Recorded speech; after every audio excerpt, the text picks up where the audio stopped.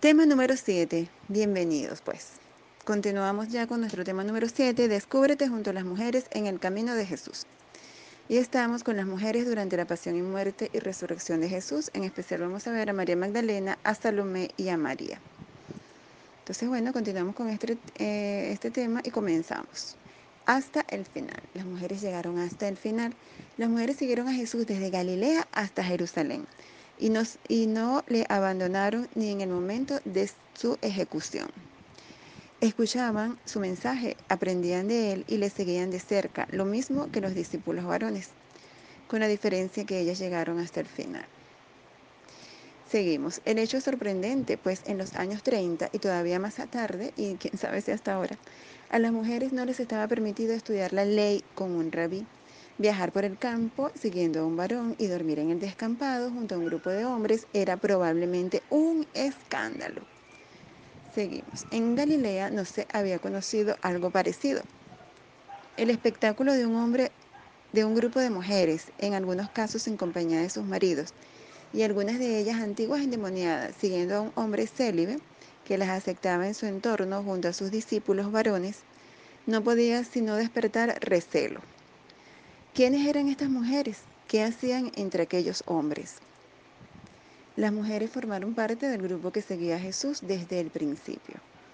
Algunas lo hicieron acompañando a sus esposos, otras eran mujeres solas, sin compañía de ningún varón.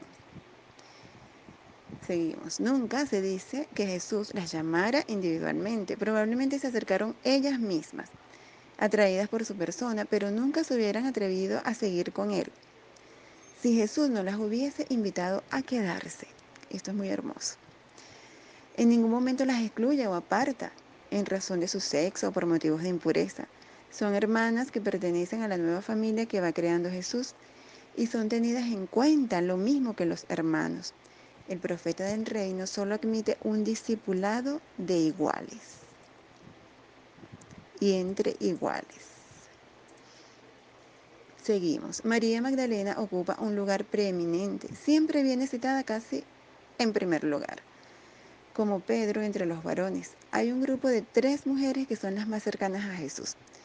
Está María de Magdalena, está también María, la hermana, la madre de Santiago el Menor y de José, y Salomé. Lo mismo que entre los varones, hay 3 que gozan de una amistad especial, Pedro, Santiago y Juan. En este caso, María Magdalena, María y Salomé. Seguimos. Estas mujeres que siguieron a Jesús hasta Jerusalén tuvieron una presencia muy significativa durante los últimos días de su vida. Fíjense, cada vez hay menos duda de que tomaron parte en la última cena, porque iban a estar ausentes de esa cena de despedida ellas, que de ordinario comían con Jesús. ¿Quién iba a preparar y servir debidamente el banquete sin la ayuda de las mujeres? Su exclusión es todavía más absurda si se trató de una cena pascual, uno de los banquetes a los que asistían las mujeres. ¿Dónde habrían podido comer la Pascua ellas solas en la ciudad de Jerusalén? En esa casa de la última cena se reunieron siempre los discípulos esos días, incluso después de la crucifixión de Jesús. Pero no solo los 12, sino en compañía de algunas mujeres, de María, la madre de Jesús, y de sus hermanos, como lo dice los Hechos de los Apóstoles. Ante la ejecución de Jesús, mientras los varones huyen, las mujeres permanecen fieles, asisten desde lejos a su crucifixión y observan más tarde el lugar de su enterramiento. Pero sin duda, lo más llamativo es su protagonismo en el origen de la fe pascual, es decir, en la resurrección. El anuncio primero de la resurrección de Jesús está ligado a las mujeres. Lo vemos en Marcos 16, del 1 al 7, en Mateo 28, 7, en Lucas 24, 9, 10 y en Juan 20, 1, 2 y 9, 18. La presencia de las mujeres en el grupo de los discípulos no es secundaria o marginal. Al contrario, en muchos aspectos ellas son modelo de verdadero discipulado. Las mujeres están acostumbradas a ocupar siempre el último lugar. Lo suyo es servir. Para Jesús, este servicio es modelo de lo que ha de ser la actuación de todo discípulo. ¿Quién es mayor, el que está a la mesa o el que sirve? No es el que está a la mesa, pues yo estoy en medio de ustedes como el que sirve. Eso lo insistía muchas veces Jesús con sus palabras y con sus hechos. Sin embargo, seguimos. Nunca se llama a estas mujeres discípulas, por la sencilla razón de que no existe en arameo una palabra para nombrarlas así. Por ese motivo, los evangelios griegos hablan de discípulas. Por eso tampoco, perdón, los evangelios griegos hablan de discípulas, pues no existe esa palabra ni en arameo ni en griego. El fenómeno de las mujeres integradas en el grupo de discípulos de Jesús es tan nuevo que todavía no existe el lenguaje adecuado para expresarlo. No se les llama discípulas, pero Jesús las ve y las trata como tales. María había nacido en Magdala. Vamos a verle a María directamente. Había nacido en Magdala, que es una antigua, es una ciudad antigua, situada al lado de Genezaret, a unos 5 kilómetros de Tiberíades. Era famosa por su industria de pescado. Y Jesús pasaba por Magdala cuando iba a Nazaret, de Nazaret a Cafarnaúm. Era una mujer poseída por espíritus malignos, y Jesús la curó, expulsando de ella 7 demonios. Este hecho fue el comienzo de toda su conversión y seguimiento a Jesús.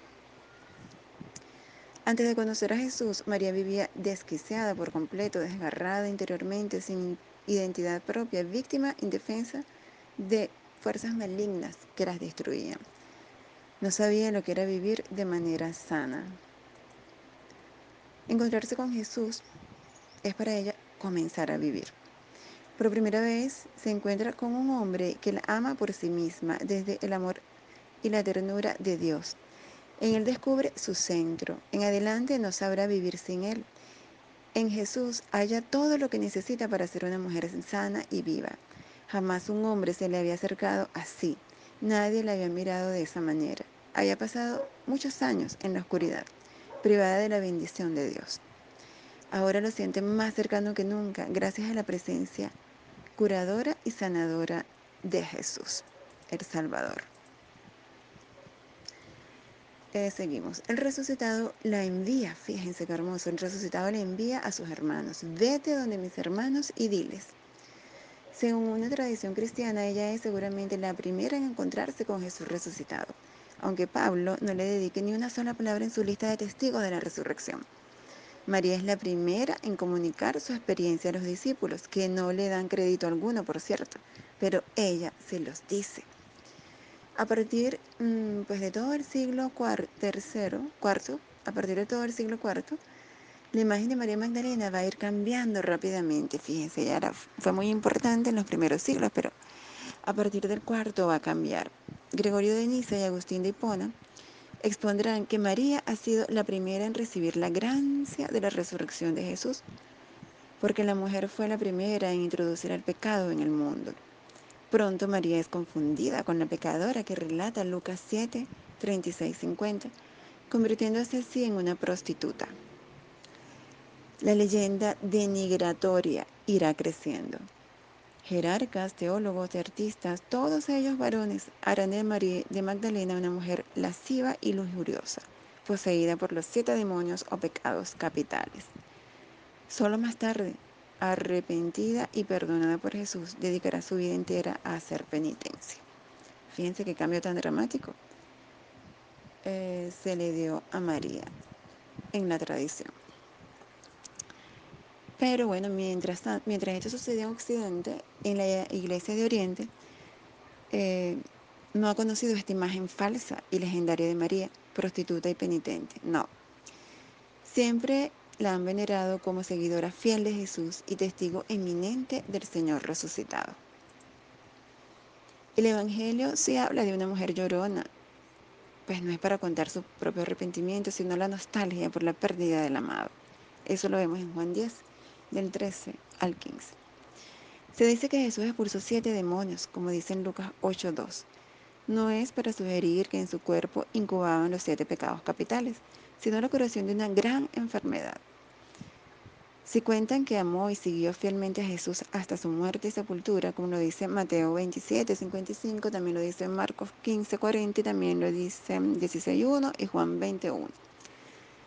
Si lo dicen ellos, no es para confundirlo con una pecadora arrepentida durante un banquete, como es el texto de Lucas 7, 37, 50, ni con otra María que se adelantó a embalsamarlo con nardo en la cena de Betania, Juan 12, 1, 8, que son así como los textos que tratan de decir que María Magdalena era la prostituta arrepentida. En fin, lo importante es que estas mujeres, María Magdalena, Salomé y María, estuvieron hasta el final y nos dan ese ejemplo de fidelidad, de fortaleza y de anunciar lo bueno que vamos recibiendo pese a todas las dificultades que tengamos a nuestro alrededor. Así culminamos este recorrido por las mujeres en el camino de Jesús. Muchas gracias y que Dios nos bendiga.